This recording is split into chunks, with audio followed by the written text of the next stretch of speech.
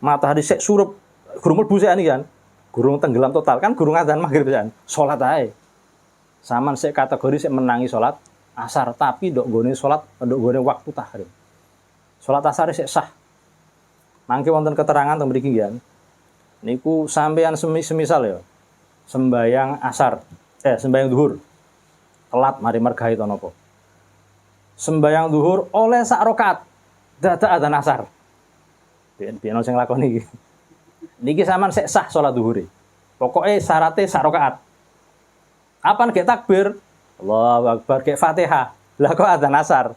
Zuhure sampeyan klebu qadha. Dadi sampeyan wis dosa, tapi sik diterusno salate, ora dibatalno.